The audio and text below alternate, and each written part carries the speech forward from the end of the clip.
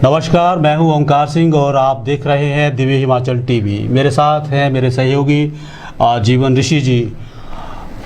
तो दिव्य हिमाचल का लोकप्रिय कार्यक्रम हम पहाड़ी हम लेकर हाजिर हुए हैं और कार्यक्रम शुरू करने से पहले मैं निर्मल अशोक की ये पंक्तियाँ दोहराना चाहूँगा। माँ के द्वार संगत नहीं, कोरोना की आमद बढ़ गई, प्रसाद पर विफरी आँखें, त्योहार भी कब्जे में हैं।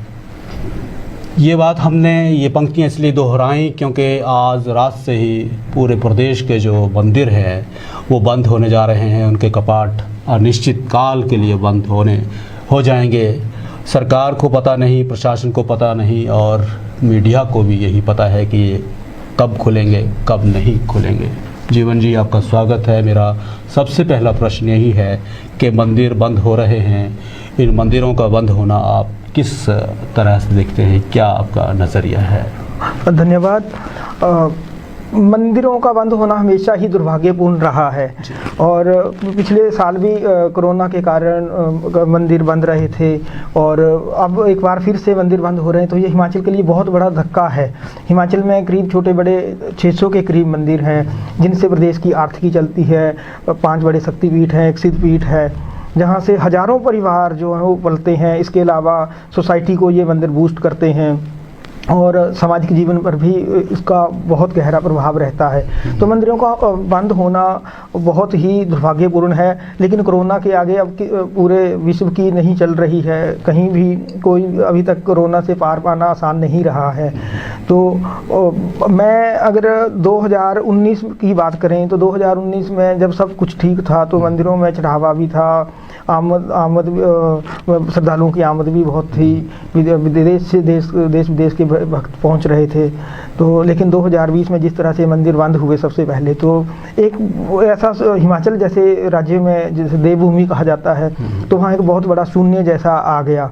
तो उससे लोगों में बहुत बड़ी मायूसी गई और सोसाइटी को भी बहुत बड़ा झटका झेलना पड़ा था। तो मंदिरों का बंद होना काफ़ी दुर्भाग्यपूर्ण है। आर्थिकी का शून्य एक बहुत बड़ा धक्का होता है जी। हर परिवार इससे जुड़ा हुआ है। मंदिरों की आर्थिकी की हम बात करते हैं, जैसे आपने बताया कि 600 मंदिर हिमाचल में हैं और अगर हम अनुमान लगाएं, एक अनुपात की दृष्टि से देखें तो अगर एक मंदिर के साथ भी 100 परिवार अगर जुड़ता है, जी बिल्कुल, वो 100 परिवार जुड़ता है तो 60,000 परिवार जो हैं जी प्रत्यक्ष अप्रत्यक्ष तौर से जुड़े हुए। जी बिल्कुल। और अगर प्रति परिवार प्रति माह अगर 15,000 रुपये अगर उससे कमाता है तो मुझे लगता है कि महीने का कम से कम 90 करोड़ रुपए जो है वो आय होती है। परिवार पलते हैं, परिवार चलते हैं जी। तो ये मंदिर कब तक बंद रहेंगे? अगर प्रतिदिन 90 करोड़ रुपए की चपत, प्रति माह 90 करोड़ रुपए की चपत अगर लगती है तो जी। आप सहज ही अनुमान लगा सकते हैं कि हमारी जो गरीब तबका है, मंदिरों के साथ जो बाज़ार बसे हैं, उनके साथ जो परिवार जुड़े हैं, उनकी आर्थिक और धार्मिक भावनाएं बहुत बुरी तरह से ढह जाएंगी, आहत हो जाएंगी। मेरा अगला प्रश्न रहेगा कि बालासुंदरी मंदिर में काफ़ी चढ़ावा वहाँ चढ़ता रहता है, वहाँ इसका क्या असर होगा? क्योंकि वहाँ तो आप जानते हैं कि ये सिरमौर में है, तो हरियाणा, पंजाब, दिल्ली और हिमाचल और उत्तराखंड कई स्टेट्स के जो है वहाँ श्रद्धालु आते हैं। क्या असर जी? रोजाना वहाँ हज़ारों की संख्या में श्रद्धालु आते हैं। बालासुंदरी मंदिर में जो नॉर्मल दिनों में ही 15 लाख तक चढ़ावा होता है, जो कि एक बहुत बड़ी रकम है। अब जब कोरोना काल था तो उस दौरान भी ये 5 लाख तक था। तो वहाँ कई दर्जनों गेस्ट हाउस हैं, होटल्स हैं, मंदिर के आसपास दुकानें हैं, जिनकी वजह से वो सारा कारोबार थम जाएगा और ये बहुत बड़ा नुकसान होगा और सिरमौर के लिए भी, पूरे प्रदेश के लिए भी। पूरे प्रदेश के जी। तो ऐसे में सरकार इन आर्थिक परिस्थितियों का, पूरी आर्थिक परिस्थितियों का किस तरह से सामना करेगी, ये आने वाले दिनों में तस्वीर जो है साफ होगी। क्योंकि जो गाइडलाइंस हैं उनके अनुसार जैसे मैंने पहले भी कहा कि कोई पता नहीं है मंदिर जी। कब खुलेंगे, कब जो है वो जी। दोबारा नॉर्मल होंगे। तो मेरा अगला प्रश्न आपसे ये रहेगा कि कांगड़ा जो ब्रजेश्वरी मंदिर है, एक बहुत बड़ा शक्तिपीठ है, देश विदेश में इसकी मान्यता है, तो इस पे क्या असर आप देखते हैं? जी, कांगड़ा ब्रजेश्वरी मंदिर में उत्तर प्रदेश के लोगों का ये कुलदेवी कुलदेवी जी, है, जी, तो जी। वहाँ से उनकी बहुत बड़ी आस्था है। इसके अलावा त्रिगर्त के जितने भी लोग हैं उनकी भी बड़ी मान्यता है। जी, जी। और पूरा प्रदेश जब भी बेशक जिला मुख्यालय धर्मशाला है, लेकिन कांगड़ा शहर का एक अपना ही महत्व है। तो कांगड़ा में मैं एक चीज़ बता दूं आपको कि 2 दर्जन होटल हैं, गेस्ट हाउस हैं, और इसके अलावा और भी कई प्राइवेट लॉज वगैरह हैं जो सारे ही ठप पड़ जाएंगे। हाँ बिल्कुल, वहाँ एक जोहरियों का एक बाज़ार है, जी। वहाँ कपड़े की एक बाज़ार है, बहुत बड़ा एक 100 मंदिर बाजार में ही 100 दुकानें हैं जो जी, बिल्कुल मंदिर के ऊपर डिपेंड हैं। इसके जी। अलावा पूरा शहर मंदिर पर चलता है। कांगड़ा से ही नगरोटा, वगवा, गग्गल है, शाहपुर है, ये सारे ही बाजार यहाँ से जुड़े हुए हैं। अगर जब कांगड़ा रुक जाता है तो ये सारे बाजार ठप हो जाते हैं। ठप हो जाते हैं। जी। चलिए, मैं इसी बीच हमारे संवाददाता हैं कांगड़ा से पंकज ओबराय से हम प्रतिक्रिया लेना चाहेंगे कि इसके मंदिर के बंद होने का क्या वहाँ असर रहेगा। जी पंकज जी, नमस्कार। जी बताइए, क्या स्थिति है मंदिर बंद होने के बाद? कुछ लोगों से बात भी करें पंकज जी। जी सर, इस समय मैं जो हूँ माता ब्रजेश्वरी मंदिर के बिल्कुल मुख्य द्वार के बाहर हूँ, और जिस तरह से सरकार ने पाबंदियां लगाई हैं कोरोना को लेके, तो कल से ये कपाट, कल से क्या आज शाम से ये कपाट बंद हो जाएंगे। और उसके बाद ये देखिए किस तरह से दुकानदारों को जो है वो चिंता सताने लगी। और मंदिर बंद होने के बाद सर मैं आपको बता दूं कि कहीं ना कहीं श्रद्धालुओं की आस्था को तो ठेस पहुंची है, और वहीं दूसरी तरफ कांगड़ा का जो व्यापार है, क्योंकि कांगड़ा एक धार्मिक नगरी तो है ही है, उसके साथ मंदिर से अधिकतर व्यापार चलता है। और रोजाना जो मंदिर को लेके, मंदिर जब खुले रहते हैं तो कम से कम रोजाना 1 करोड़ का व्यापार जो है कांगड़ा में होता है। मैं खाली दुकानदारों की बात नहीं कर रहा हूँ, दुकानदार हैं, और जब श्रद्धालु आते हैं उसके साथ होटल हैं, ऑटो रिक्शा हैं, टैक्सी हैं, छोटे मोटे जो जितने भी कार्य होते हैं वो मंदिर खुलने से ही होते हैं, चाहे किसी भी तरह का कार्य हो। और खासकर इस माता ब्रजेश्वरी मंदिर की बात करें तो ये उत्तर प्रदेश के श्रद्धालुओं की कुल देवी है। और जब वो यहाँ श्रद्धालु जहाँ दर्शनों को आते हैं तो कम से कम 3-4 दिन यहाँ व्यतीत करते हैं, और यहीं रहते हैं, यहीं खाना पीना उनका यहीं कांगड़ा में ही चलता है। तो कहीं ना कहीं कांगड़ा का रोज जो है वो कम से कम, जो एक हमारे पास आंकड़ा है, कम से कम मंदिर खुलने से 1 करोड़ का रोजाना जो है व्यापार होता है, और वो कहीं ना कहीं प्रभावित होगा। और जिस तरह से जब से ये सरकार ने सर SOP जारी की है, उसके बाद कांगड़ा में सन्नाटा छा गया है। लोग घरों से बाहर कम निकल रहे हैं, कहीं ना कहीं लोग डर रहे हैं। और हमने जब अब थोड़ी देर से पहले हमने जब खबर की तो पुजारी वर्ग ने भी इसका विरोध किया, स्थानीय दुकानदारों ने भी विरोध किया, और हम कुछ और लोगों से भी हम बात करने की कोशिश करेंगे कि मंदिर बंद होने से किस तरह से प्रभावित होगा कांगड़ा शहर। सर जय माता दी। जय माता दी। सर, किस तरह से प्रभावित होगा अगर मंदिर बंद रहते हैं तो कितना नुकसान होगा? और जो दुकानदार हैं पहले भी वो इस दौर से गुजरे हैं, तो देखिए, ये बाजार जो है मंदिर बाजार विशेष करके ये आश्रित ही श्रद्धालुओं के ऊपर है। अगर मंदिर खुले रहेंगे और कोई श्रद्धालु आएगा, वो प्रसाद खरीदेगा, माई को चढ़ाएगा, तो इनका रोजगार चलेगा। अगर मंदिर बंद हो गया तो कोई श्रद्धालु आएगा नहीं, इनका प्रसाद बिकेगा नहीं, और ये भूखे मरेंगे। बड़ी सीधी सी बात है। इसलिए गुजारिश हम सबसे गुजारिश करते हैं, मुख्यमंत्री से गुजारिश करते हैं, निवेदन करते हैं कि आप SOP के तहत मंदिरों में बंदिशें लगा दीजिए, उसके तहत मंदिरों को खोल दीजिए, इनको बंद मत करिए। ये बंद करना समाधान नहीं है। हम आपसे निवेदन कर रहे हैं, इससे हमारे सैकड़ों लोग भूखे मरेंगे, सैकड़ों परिवार जो हैं वो आश्रित हैं मंदिरों के ऊपर। और अगर मंदिर बंद रहेंगे तो ये भी बंद रहेंगे। पिछले साल 1 साल तो आर्थिक मदद लोगों ने भी दी, कुछ सरकार की तरफ से सहयोग और डीपीओ की तरफ से कुछ और तब इनको सहयोग करते रहे, अन्न बांटते रहे लोग। लेकिन मोस्टली परिवार ये बहुत BPL हैं, बहुत पावर्टी लाइन है सब लोग, और ये प्रसाद बेचकर गुजारा करते हैं। पिछले 1 साल से प्रसाद नहीं बिका। एक तो इनका स्टॉक खत्म हो गया, क्योंकि नवरात्र नज़दीक थे, इन्होंने स्टॉक लिया हुआ था, हजारों रुपए का स्टॉक इनका बर्बाद हो गया था 1 साल मंदिर बंद रहने से। और अब पुनः वही स्थिति है, क्योंकि नवरात्रे के लिए उन्होंने माल भरा था, पता नहीं था लॉकडाउन लगेगा या नहीं लगेगा, लेकिन नवरात्रे के बीच में ही ये सारा काम गड़बड़ा गया। यात्री आया नहीं, इनका प्रसाद अभी बिका नहीं है, और अब दुकानें बंद हो जाएंगी, तो जो पिछले साल की तरह हादसा हुआ है, इनका माल सारा बर्बाद हो जाएगा, और इनकी आर्थिक स्थिति जो है बहुत ही बदतर हो जाएगी। देखिए जी, जिस तरह से पहले भी 180 दिन मंदिर बंद रहा था तो तब भी लोगों की हालत माली थी, क्योंकि यहाँ पे 10 पैसे का इनकम रोज़गार नहीं था। और अब भी अगर मंदिर बंद हो जाएंगे तो मोस्टली दुकानदार ऐसे हैं जो कर्ज के तले दबे हुए हैं। कोई दुकानदार ऐसा नहीं है जिन्होंने कर्ज नहीं लिया, सामान के लिए नहीं लिया, बच्चों को पढ़ाने के लिए कर्ज लिया हुआ है। तो मंदिर बंद हो जाएंगे तो उनकी रोज़मर्रा कैसे चलेगी।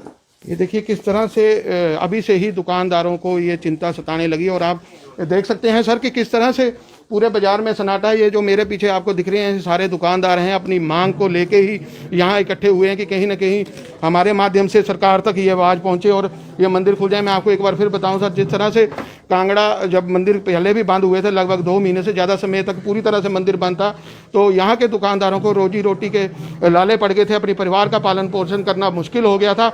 और उसके बाद नवरात्रे आए, नवरात्रों में भी उस तरह से श्रद्धालु नहीं आए। और जो अभी दुकानदारों ने हमें बताया कि हमने कर्जा लिया था बच्चों को पढ़ाने के लिए, सामान डालने के लिए, कहीं ना कहीं अभी भी वो उस कर्जे तले दबे हैं। और इनको उम्मीद थी कि अब पर्यटन सीजन है तो कहीं ना कहीं श्रद्धालु चलेंगे और इनकी रोजी रोटी उसी तरह से चलेगी और व्यापार भी इनका पहले की तरह पटरी पर उतरेगा। जी सर। तो जीवन जी, ये हमारे संवाददाता थे पंकज ओबराय जी। तो इनको सुनने के बाद, इनको देखने के बाद ये लगता है कि स्थितियां कोई बहुत सुखद होने वाली नहीं है जी। क्योंकि जैसे कि आपने जिक्र किया कि बहुत बड़ी एक इकोनॉमी जो है इस मंदिर पे आधारित है। हज़ारों परिवार, कांगड़ा ही मंदिर में हज़ारों, कम से कम 1000 परिवार जो है वो प्रत्यक्ष रूप से जुड़ा हुआ है। अगर 1000 परिवार जुड़ा है, मान लो उनके आगे 6 सदस्य भी हैं, तो 6000 परिवार तो यहीं से प्रभावित होने वाला है। मेरा अगला प्रश्न आपसे ये रहेगा, मैं जानना चाहूँगा कि इसका जगह जगह जो विरोध हो रहा है कि मंदिर बंद ना किया जाए, इसका क्या प्रभाव रहेगा? आप कितने सहमत हैं इससे? विरोध का जो सब्जेक्ट है वो काफ़ी, अगर उस पर चर्चा करेंगे तो बहुत लंबिया चला जाएगा। लेकिन लोग जो विरोध कर रहे हैं मंदिर बंद होने का, तो उनके पास भी सॉलिड तर्क हैं।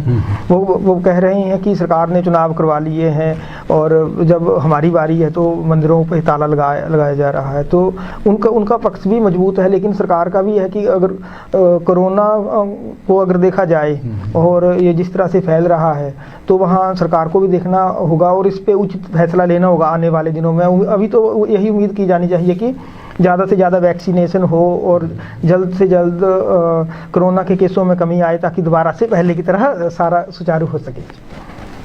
विरोध का जो कारण आपने सरकार का चुनाव बताया, वास्तव में ही सरकार एक बहुत बड़ा संस्थान होता है, सरकार के आगे किसी का बस नहीं चलता है। और अगर चुनाव करवा लिए और फिर मंदिर बंद करना है तो थोड़ा सा विरोधाभास इसमें नजर आता है। लोग कह रहे हैं कि आप उपचुनावों की तैयारी कर रहे हैं, मंडी लोकसभा उपचुनाव की तैयारी कर रहे हैं, फतेहपुर में विधानसभा को उपचुनाव है, वहाँ के लिए सरकार तैयारी कर रही है, लेकिन मंदिरों को रोका जा रहा है। तो ये एक बहुत बड़ा वर्ग है और हिमाचल तो मंदिरों पर मेरे ख्याल से बहुत बड़ा निर्भर, हर परिवार जो है हिमाचल का वो मंदिरों से किसी ना किसी तरह से जुड़ा होता है। कोई फल बेच रहा है, कोई फूल बेच रहा है, कोई प्रसाद बेच रहा है। अगर आप मंदिरों के आसपास जहाँ खाड़ दरिया है वहाँ लोग कोल्ड ड्रिंक्स भी रखा होता है, जूस बेच रहे हैं। तो हर परिवार मेरे ख्याल से हिमाचल का मंदिरों से जुड़ा होता है।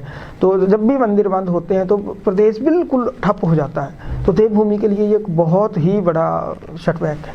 बहरहाल सरकार अगर चाहे तो मंदिरों को भी सुचारू रूप से खोल सकती है, एक SOP जारी की जा सकती है, कई तरह के साधन संसाधन उपाय और उस तरह का दृष्टिकोण अगर जी बिल्कुल, कुछ भी असंभव नहीं होता है। जी मैं जानना चाहूँगा कि द्योतसिद्ध और चिंतपूर्णी मंदिर का क्या हाल रहेंगे ऐसी स्थिति में? जी, द्योतसिद्ध, चिंतपूर्णी और माँ नैना देवी के जो बहुत बड़े मंदिर हैं हिमाचल के, जहाँ शक्तिपीठ, जहाँ इन मंदिरों में बड़े दूर दूर से भक्त आते हैं, चढ़ावा भी ठीक ठाक होता है। मैं द्योतसिद्ध मंदिर की ही बात करूँ तो 2019 में जब सब कुछ ठीक ठाक था तो चैत्र मेले में 6 करोड़ से ज़्यादा का चढ़ावा हुआ था। ऐसे ही हालात चिंतपूर्णी नैना देवी मंदिरों में थे। लेकिन 2020 में जब सारा काम ठप हो गया, मंदिर बंद हो गए, तो उससे यहाँ कारोबारियों से लेकर पूरे प्रदेश और देश विदेश तक जो भक्त हैं भगवान के, उनको बहुत ही बड़ा मायूसी का माहौल था। आस्था को चोट पहुँचती है। जी, और अभी मैं एक चीज़ और बता दूं, 2021 चला है तो अभी तक ही अप्रैल तक ही 4 करोड़ 80 लाख का चढ़ावा वहाँ हो चुका था। लेकिन आज रात से जैसे ही मंदिर अब बंद होंगे तो सारा ठप हो जाएगा। वहाँ होटल ठप हो जाएंगे, गेस्ट हाउस ठप हो जाएंगे, सराय ठप हो जाएंगे, ढाबे हैं जिनसे एक बड़े सारे लोगों का रोजी रोटी चलती है, तो एक बहुत बड़ा नुकसान होगा। क्योंकि संदेश है, सरकारी संदेश है, तो ये बहुत बड़े पैमाने पे प्रसारित हो जाते हैं और जो आदमी रास्ते में होगा वो घर वापस चला जाएगा, तो इस तरह से ये रहता है। इसी बीच हमारे संवाददाता नवनीत सोनी जी देवरसिद्ध से जुड़े हैं, आइए जानते हैं उनकी इस विषय पे क्या प्रतिक्रिया रहेगी। जी नवनीत जी। धन्यवाद सर। सरकार द्वारा पूरे प्रदेश में कोरोना पाबंदियां लगाई गई हैं और इसी कड़ी में अब जो उत्तरी भारत का सिद्ध पीठ बाबा बालकनाथ मंदिर है उसे भी आज से पूरी तरह से बंद कर दिया जाएगा। किसी भी श्रद्धालु की यहाँ पर आवाजाही पूरी तरह से बाधित रहेगी। हालांकि मंदिर में जो बाबा जी की पूजा अर्चना रोज होती है वो विधिवत रूप से पुजारियों द्वारा जारी रखी जाएगी, और लेकिन मंदिर में किसी भी श्रद्धालु का प्रवेश पूरी तरह से निषेध रहेगा। हालांकि ये सरकार द्वारा कोविड से निपटने के लिए सख्ती उठाई गई है, लेकिन जो मंदिर के आसपास जो स्थानीय दुकानदार हैं, जो जिनका कारोबार सारा का सारा मंदिर में श्रद्धालुओं की आवाजाही पर निर्भर रहता है, उनकी चिंताएं एक बार फिर से बढ़ गई हैं। पिछले वर्ष भी उनको काफी आर्थिक नुकसान झेलना पड़ा था और हमने उनकी समस्या को काफी बार कवर भी किया था और उन्होंने हमारे माध्यम से प्रशासन से गुहार भी लगाई थी कि हमारी किसी तरह से आर्थिक मदद की जाए, और लेकिन इस बार फिर से उनके ऊपर एक आर्थिक संकट छाया हुआ है और वे पूरी तरह से मायूस हैं। उनका कहना है कि हमें दुकानें बंद ही करनी पड़ेंगी, क्योंकि जब श्रद्धालु ही नहीं आएंगे तो हमारी दुकानें खोलने का कोई औचित्य नहीं है। और जहां तक मंदिर की आमदनी की बात की जाए तो पिछले 2 वर्ष पहले 2019 में जब कोविड नहीं था, कोरोना संकट नहीं था, तो मंदिर में श्रद्धालुओं द्वारा चढ़ावे व अन्य सोर्सेज के माध्यम से कुल आमदनी 6 करोड़ से ऊपर थी। और अब जब कोविड का संकट चला हुआ है, 2021 में मंदिर को सभी सोर्सेज के माध्यम से लगभग 6 करोड़ के मुकाबले 1 करोड़ रुपए कम आमदन हुई है। तो कोविड संकट का सीधा असर मंदिर न्यास की आमदन पर भी पड़ता दिखाई दे रहा है। धन्यवाद। तो ये थे नवनीत सोनी जी। कमोबेश वहाँ भी कांगड़ा जैसी ही स्थिति है, हर मंदिर और हर उसकी धार्मिक स्थल की शायद यही इनकी बातों में वही दुकानदारों का दर्द झलक रहा था और मायूसी भी जो भक्तों में आई है उसी पे बिंदु पे थे। तो इसी तरह से हमारा एक मंदिर है ज्वालामुखी का मंदिर है और ये कुल देवी हैं बिहार और उत्तर प्रदेश के लोगों की। आपने देखा होगा लोग पीले कपड़े पहन के यहाँ आते हैं और कई दिन यहाँ ठहरते हैं और खूब जो है धार्मिक पर्यटन का आनंद लेते हैं, माँ का आशीर्वाद लेते हैं। क्या यहाँ प्रभावित होने वाला है? जी, ये कांगड़ा घाटी का एंट्री पॉइंट है ज्वालामुखी मंदिर और यहाँ 600 दुकान है जो सीधे मंदिर से जुड़ी हुई है। अब 600 दुकान एक साथ ही बंद हो जाएगी तो उससे बहुत ही उनको नुकसान झेलना पड़ेगा। इसके अलावा वहाँ 35 होटल हैं, गेस्ट हाउस भी इतने ही हैं और सराय थोड़े कम है। और इस मंदिर में साल भर भक्तों की भीड़ रहती है। तो ज्वालामुखी मंदिर के बारे में अभी मेरी वहाँ से ब्यूरो चीफ शैलेश शर्मा से बात हो रही थी, तो वो बता रहे थे कि किस तरह से कारोबारियों में अंदर खाते विरोध हो रहा है और व्यापारी बड़े मायूस हैं, भक्तों में भी बहुत बड़ी मायूसी है। तो ज्वालामुखी अगर ठप होगा तो उसका असर पूरी कांगड़ा घाटी पर पड़ेगा। जी, बहुत बड़ा व्यापारिक केंद्र है, मंदिर की बदौलत है और इसी तरह का असर वहाँ भी आर्थिक चोट वहाँ पहुँचने वाली है। तो मैं इसी बीच हमारे नंदिकेश्वर चामुंडा धाम से बॉबी गोस्वामी जुड़े हैं, उनसे एक प्रतिक्रिया लेते हैं। जी बॉबी गोस्वामी जी, बताइए क्या वहाँ हालात होने वाले हैं? हाँ जी, नमस्कार जी। आपका शुभ नाम जी? मोहित जी कहाँ से आए हैं आप? मैं चंडीगढ़ से आया हूँ। चंडीगढ़ से। मोहित जी, जैसे कि आपको पता है आज आप मंदिर में आए हैं माता देखने के लिए, प्रशासन के जो आदेश हैं कि मंदिर कल से बंद हो जाएंगे, तो उस प्रकार आप किस प्रकार माता के दर्शन कर पाएंगे और आप क्या सरकार से मांग रखते हैं कि मंदिर बंद होने चाहिए कि नहीं होने चाहिए? मंदिर बंद तो होने ही नहीं चाहिए जी। जैसे बाकी सारे धार्मिक स्थल खुले हैं जी, तो मंदिर ही क्यों बंद करने हैं? अच्छा, उनको चाहिए कि जो कोविड के प्रोटोकॉल्स हैं उनके हिसाब से चलें, अच्छा लोगों की टेस्टिंग करें, मास्क वगैरह पहने, अच्छा उस हिसाब से चलें तो मंदिर बंद करने का कोई जरिया बनता ही नहीं है। अच्छा जी। तो जैसे मंदिर बंद होंगे तो उस प्रकार किस प्रकार का प्रभाव पड़ेगा जो यहाँ के दुकानदार हैं? क्योंकि लोगों की जो आस्था है मंदिरों के प्रति, जो लोग इतनी दूर दूर से यहाँ माथा टेकने आते हैं जी। वो तो सब रह ही जाएंगे। अभी पिछले 1 साल से मंदिर बंद थे जैसे, और अभी खोले थे सरकार ने नवंबर महीने से, तो उस दौरान आप किस प्रकार भगवान जी से, माता जी की पूजा कर पाए, आप भगवान जी के दर्शन कर पाए? पूजा तो बस वो जो है जी यूट्यूब पे चली है वही चली है, मंदिरों के दर्शन तो कोई कर ही नहीं पाया। बिल्कुल। तो अभी जब मंदिर खुल गए हैं, सब कुछ खुल गया है, तो मंदिर ही क्यों बंद करने, मुद्दा तो फिर वही का वही आता है। जी। तो यहाँ पे जो लोग हैं, जो लोकल बंदे हैं, उनको वो तो सब खत्म हो जाएंगे सर। बिल्कुल जी। ये थे, क्या नाम है? मोहित जी। ये थे हमारे साथ मोहित जी चंडीगढ़ से। तो उनका कहना है कि सरकार को एक बार दोबारा सोचना चाहिए मंदिर बंद करने के लिए, कि मंदिर बंद करने चाहिए कि नहीं चाहिए, क्योंकि मंदिर बंद करने से लोगों में जो यहाँ आते थे, भगवान से माथा टेकते थे, दर्शन करते थे अपने परिवार की सुखी कामना के लिए, तो उससे दूर हो जाएंगे, और जो आस्था जो है उससे भी थोड़ा दूर हो जाएंगे लोग। तो कहने का तात्पर्य है कि मंदिर बंद नहीं होने चाहिए, जिससे लोगों में ये आस्था बनी रहे, और बंद होने चाहिए तो सभी जो संस्थान है, सभी चीज़ें, सभी धार्मिक स्थल बंद होने चाहिए, और सरकार को एक बार सोचना चाहिए। धन्यवाद जी। मंदिर बंद करने का तो कोई सही मतलब नहीं है। ਜਿਹੜੇ ਮੇਨ ਚੀਜ਼ ਤਾਂ ਇਹ ਹੈ ਕਿ ਇਹਨਾਂ ਨੇ ਤਾਂ ਸਾਰੀ ਸ੍ਰਿਸ਼ਟੀ ਰਚੀ ਹੋਈ ਹੈ, ਇਹਨਾਂ ਤੋਂ ਉੱਪਰ ਤਾਂ ਕੁਝ ਵੀ ਨਹੀਂ ਹੈ। ਬਿਲਕੁਲ ਬੰਦੇ ਹੀ ਆਪਾਂ ਬੰਦੇ ਸਭ ਕੁਝ ਕਰਦੇ ਆ। ਮਹਾਰਾਜ ਤੇ ਅੱਗੇ ਅਰਦਾਸ ਕਰਾਂਗੇ ਤਾਂ ਉਹੀ ਸਾਰੀ ਸੋਲੂਸ਼ਨ ਦਾ ਹੱਲ ਕਰਨਗੇ। ਨਾ ਕੋਈ ਡਾਕਟਰ ਠੀਕ ਕਰ ਸਕਦਾ ਆ, ਨਹੀਂ ਨਾ ਕੋਈ ਕੁਝ ਨਹੀਂ ਕਰ ਸਕਦਾ, ਕਰੂਗਾ ਤਾਂ ਭਗਵਾਨ ਨਹੀਂ ਕਰਨਾ ਹੈ। ਆਪਾਂ ਵੀ ਉਹਨਾਂ ਦੇ ਦਰ ਤੇ ਮੰदिर गुरुद्वारे में कहाँ भी कोई अरदास करता है वही मंजूर करेंगे और कुछ नहीं। बिल्कुल। ਇਹਨਾਂ ਦੇ ਦਰਵਾਜ਼ੇ ਬੰਦ ਕਰ ਦਿੱਤੇ ਤਾਂ ਲੋਕਾਂ ਨੇ कोरोना है क्या ये भी किसी को नहीं पता। बिल्कुल। ये भी कोई उनको ही पता है, कोई साबित कर नहीं कर पाया, डॉक्टरों को पता लग रहा है, किसी को कुछ नहीं पता। जी। तो ये गलत बात है, मंदिर नहीं बंद होने चाहिए। सभी लोगों को मुश्किल होगी खाने की, रहने की। जो लोग आते हैं, जिनके जो अगर टूरिस्ट नहीं आएंगे तो जहाँ का हर एक जगह का सिस्टम कैसे चलेगा? माथा टेकने आएंगे, कोई इतनी श्रद्धा से आता है, आते को पता चलता है कि मंदिर ही बंद हो गए, बिल्कुल। तो कैसा फील होगा? ठीक है जी, धन्यवाद जी दिनेश कौर जी, धन्यवाद जी। जी धन्यवाद बॉबी जी।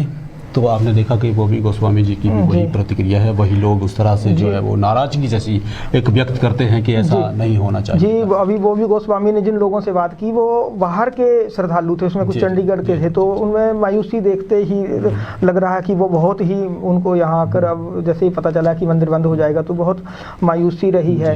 और नंदीकेश्वर धाम की भी और मंदिरों की तरह ही यहाँ हालत है। यहाँ 40 होटल हैं चामुंडा के क्षेत्र के आसपास, तो वो एक साथ बंद हो जाएंगे। वहाँ के कर्मचारी भी एक तरह से बेरोजगार हो जाएंगे पहले की तरह। और यहाँ सैकड़ों छोटी बड़े दुकानें हैं पूरे ही मंदिर क्षेत्र की अगर बात की जाए तो वहाँ बहुत बड़ा नुकसान होगा। और नॉर्मल दिनों में ही यहाँ 40,000 तक चढ़ावा रहता है, और नवरात्र में 80,000 से 1 लाख तक हो रहा था। तो कुल मिलाकर मंदिरों से देवभूमि चलती है, और देवभूमि का एक अच्छा संदेश दुनिया भर में जाता है। तो अगर मंदिर बंद हो रहे हैं तो ये एक बहुत बड़ा नुकसान है, और ये प्रदेश को झेलना पड़ेगा। लेकिन दूसरी तरफ देखा जाए तो जब तक कोरोना चला नहीं जाता या कम नहीं हो जाता तब तक हम सभी को सरकार के आदेश मानने पड़ेंगे, और लोगों को ज़्यादा से ज़्यादा वैक्सीनेशन करवानी होगी, आगे आना होगा।